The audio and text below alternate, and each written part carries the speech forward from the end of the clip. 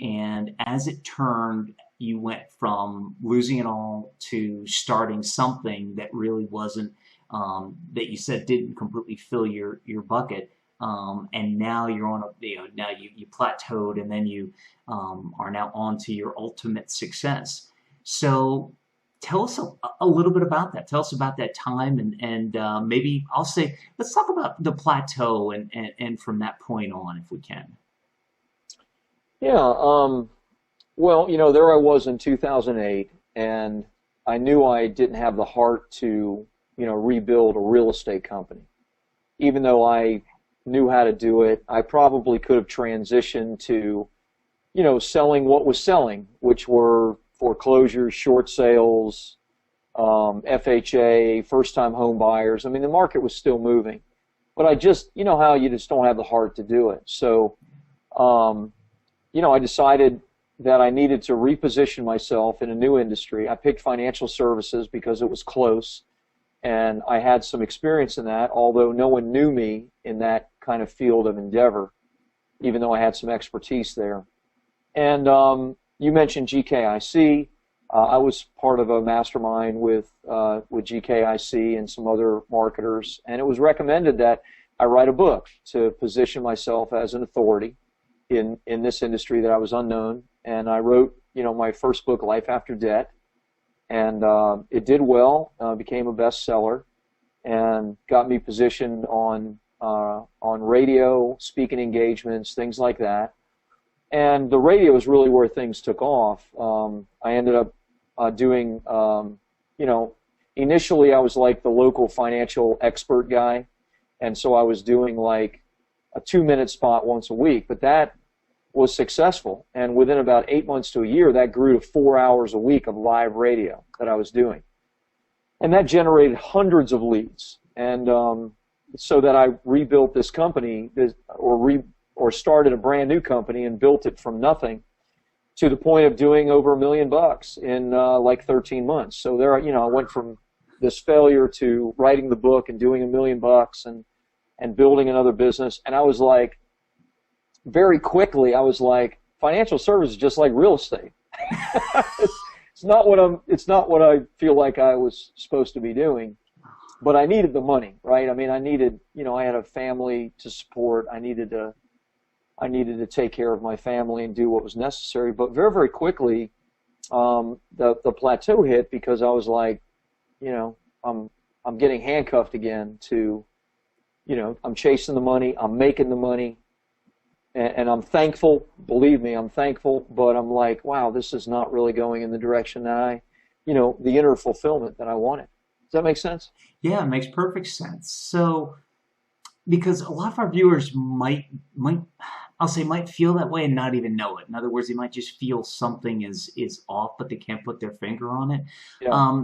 Was it like that for you, or either the first time or the second time, or did you really know? Like, was it kind of that inner feeling where you knew that you weren't living to your purpose, and you knew exactly what was off? So was it that you knew exactly what was off, or that you just had this weird feeling and you started searching for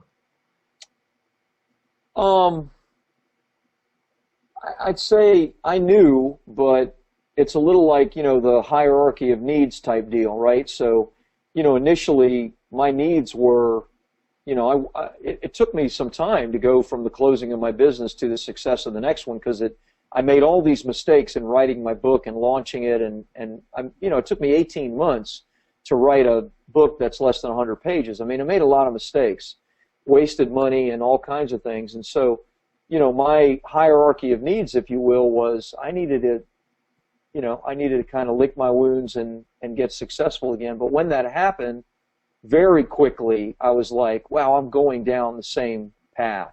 And fortunately, I was able to take the route out that I wish I could have taken out the first time, which was building a successful business, selling it, and moving in another direction. Epic. So one of the things you did was you learned from your previous mistakes, you learned from all the negatives, and applied them the next time you had the opportunity. Is that fair to say?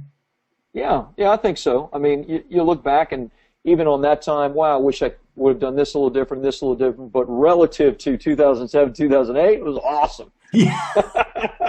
And the next time it'll be even better. It'll be better. That's Yeah. right.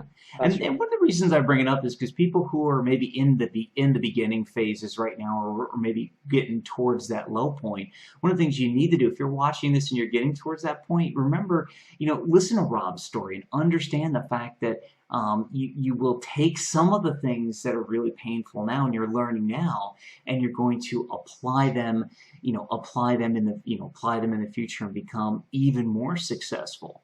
So it's interesting because your topic today, which we're going to get to in a little bit, is about publish and promote and profit from your very own best-selling book. So it sounds like once you wrote the book and once you built that financial services, it sounds like you then took it to another level and realized that you could help other people do the same thing with the knowledge that's inside of them. Is that a fair thing to say? Yeah, I mean, that's, that I stumbled into, as a gift from God, because I really find something that gives me a lot of deeper fulfillment. And people ask me, I mean, remember it was 2009, 2010, so it's not like things were humming.